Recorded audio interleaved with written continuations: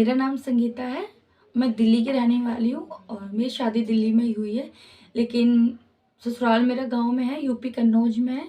वैसे तो मैं कुकिंग की वीडियो डालती हूँ यूट्यूब पे, पर आज मैंने सोचा कुछ अपनी लाइफ की बात आपसे शेयर की जाए। तो मैंने आज सोचा है जो मेरे साथ हुआ है, मतलब शादी के बाद जो हुआ है, आप सबके साथ भी किसी न के साथ ऐसे हुआ होगा।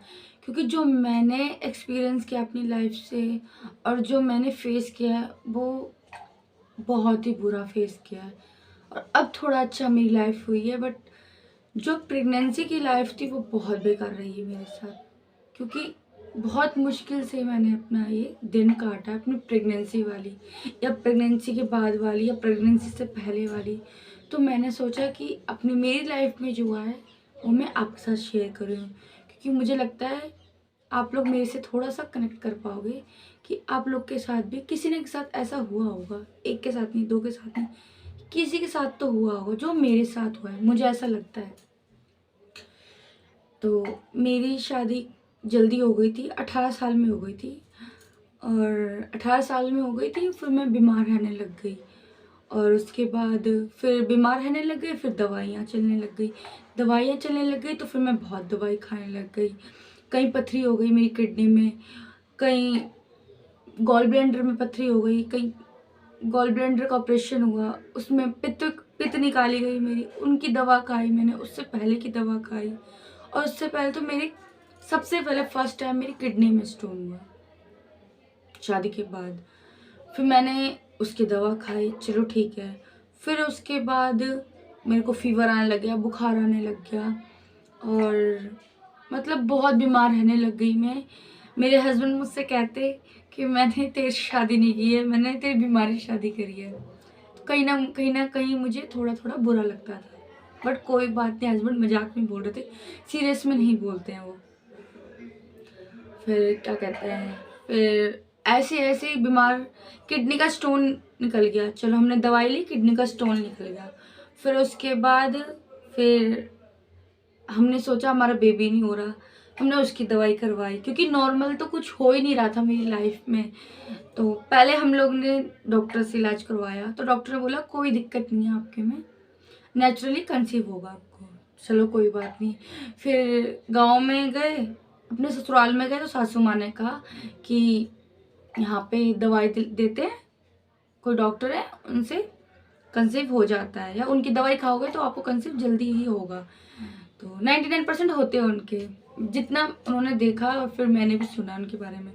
तो मैंने कहा ठीक है। तो फिर मैंने भी उनसे दवाई ली जाके गाँव में, और उनकी दवाई 1 महीना मैंने खाई है और दूसरे ही महीने मेरा कंसीव हो गया। कंसीव हो गया, चलो ठीक है। और कंसीव हो गया, पहले तो क्योंकि हमें पता नहीं था कि प्रेग्नेंट होते हैं तो क्या क्या शरीर में हॉर्मोन्स बदलते हैं, कैसे चेंजेस आते हैं, या हमको कैसा लगता है। तो मुझे पता नहीं था, बस मुझे इतना होता था कि मेरे पेट में दर्द होता था, यहाँ पे पेट में दर्द होता था मेरे। तो मैं सोचती थी ऐसे ही, क्या पता पीरियड आने वाला हो इसलिए मेरे पेट में दर्द होता हो, बट ऐसा कुछ नहीं था, मैं प्रेग्नेंट थी। तो मैंने अपनी भाभी को फ़ोन किया, भाभी को कॉल लगाया, मैं भाभी ऐसे ऐसे मेरे पेट में दर्द हो रहा है और मुझे पीरियड भी नहीं आया है, 6 दिन मिसिंग हो गए हैं मेरे पीरियड को।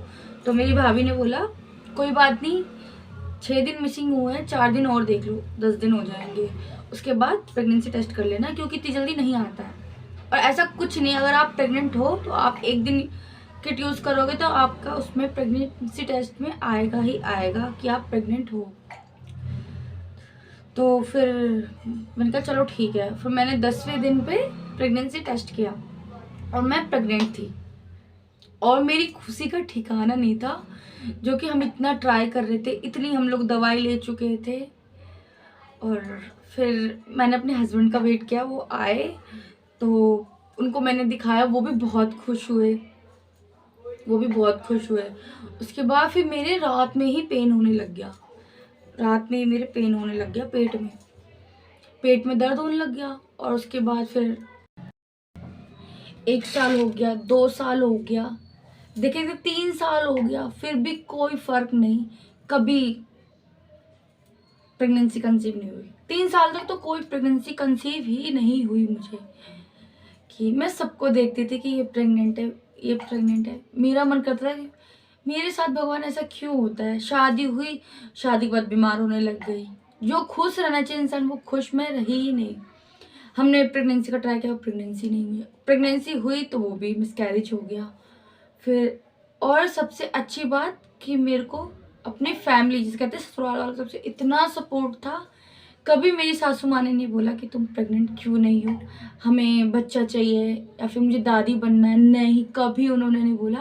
उन्होंने ये हमेशा मुझे बोला, जब अगर भगवान चाहेंगे तो आपको ज़रूर मिलेगा।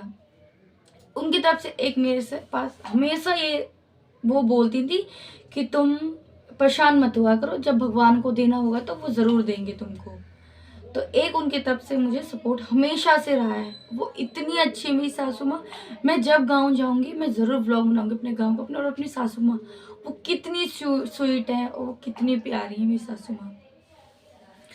तो 3 साल हो गए, फिर हमने कहा चलो गाँव घूम के आते हैं। हम गाँव गए, मैं अपने ससुराल गई अपनी सास से मिलने, सासू माँ से मिलने, अपनी फैमिली से मिलने।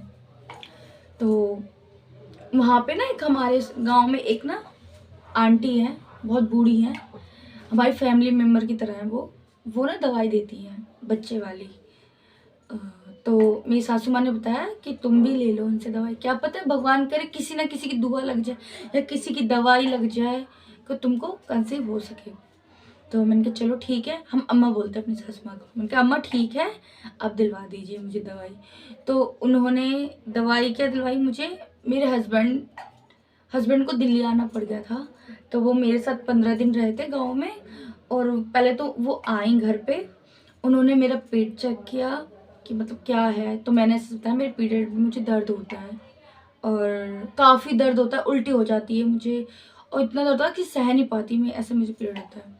तो उन्होंने पेट ऐसे ऐसे चेक करके मुझे देखा, तो उन्होंने ठीक है कोई बात नहीं। फिर वो चली गई घर, उन्होंने मेरे को 15 दिन की दवाई दी। दवाई की क्या थी, वो जड़ी बूटी थी, कोई गोली नहीं थी, जड़ी बूटी थी। तो जड़ी बूटी दी उन्होंने मुझे 15 दिन के लिए और हस्बैंड मेरे चले गए। और फिर वो मेरी दवाई 15 दिन के लिए रखी जड़ी बूटी। और वो जड़ी बूटी कहाँ रखनी पड़ती है, आपके क्या बताऊँ मैं आपको, यूरिन की जगह पे, जहाँ से आपको यूरिन पास होता है वहाँ पे रखनी पड़ती है। रात को रखो, उसके बाद कोई बाथरूम में जाओ और उसको रख के सो जाओ, सुबह उसको निकाल के फेंक दो। ऐसे मैंने 10 दिन किया, केवल 10 दिन उनकी दवा मैंने रखी है। और उसके बाद फिर मैं दिल्ली आ जाती हूँ। मैं, मेरे हस्बैंड मुझे लेने आए थे दिल्ली। और मैं 5 दिन की दवा अपने ससुराल में भूल आई थी कि मुझे दवाई लेनी भी है, कि रखनी है। और भूल ऐसे आई कि दिमाग से ही निकल गया कि वो दवाई मुझे लेके जानी है दिल्ली और 5 दिन और रखने हैं मुझे एक्स्ट्रा। तो देखो कुदरत का करिश्मा, वो 5 दिन की दवाई आई ही नहीं और मैंने 1 महीना निकल गया और दूसरे महीने मैंने कंसीव कर लिया। और कंसीव करने के बाद वो दवा आई मेरे पास। मैंने कहा देखो करिश्मा, जिसको होना होता है वो 10 दिन की दवा क्या 2 दिन की दवा में हो जाता है। मैंने 10 दिन की दवा रखी और मुझे कंसीव हो गया। 1 महीने नहीं, लेकिन दूसरे महीने मुझे कंसीव हो गया। और मैं तो कहूँगी जड़ी बूटी कभी कभी काम करती है, दवा ना करे दुआ काम करती है, दुआ ना काम करे जड़ी बूटी काम करी, कुछ ना कुछ काम ज़रूर करती है आपकी लाइफ में। और मुझे उनकी दवा काम करी। और यहाँ तक भी कुछ ख़त्म नहीं होता है कि चलो कंसीव हो गया, इतने आराम से कंसीव हो गया। कंसीव करने में भी तो कोई कसर नहीं छूटी। और उसके बाद भी जो मेरा मतलब ये जो पीरियड है मुझे, मेरा प्रेगनेंसी का, ये सबसे पेनफुल रहा है। ऐसा नहीं कि हमें खुशी मिल गई, हमें खुशी नहीं मिली, अभी तो हमारी जंग बाकी है। अभी वहाँ से भगवान की दुआ से अभी बेटी है, एक बेटा भी है मेरा 1 साल का। तो अगर आपको मेरी आगे की नेक्स्ट जर्नी देखनी है, जर्नी की कैसी रही है मेरी प्रेगनेंसी की, तो अगर आप लोग इस वीडियो में आप लोग सपोर्ट दिखाओगे तो मैं आपको ज़रूर शेयर करूँगी। अगर आपके मैसेज आए कि दी आपको मैसेज, दी आपको ये वीडियो आगे कंटिन्यू करनी चाहिए, आपकी जर्नी कैसी रही है, आपने क्या दवाई ली है, कैसे ट्रीटमेंट आपका चला है, तो मैं आपके साथ ज़रूर शेयर करूँगी। अगर मेरी वीडियो आपको पसंद आई होगी, आई होप आपको पसंद आई होगी मेरी वीडियो। अगर वीडियो पसंद आई होगी थोड़ी सी, अगर कोई भूल चुकी होगी तो मुझे माफ़ कर देना। और मेरे चैनल को सब्सक्राइब कर लेना, एक लाइक ज़रूर कर देना और मैसेज ज़रूर कर देना कि दीदी आपको ये वीडियो बनानी चाहिए। जो भी आप मुझे बोल सकते हो मैं वो वीडियो बनाऊंगी आपकी।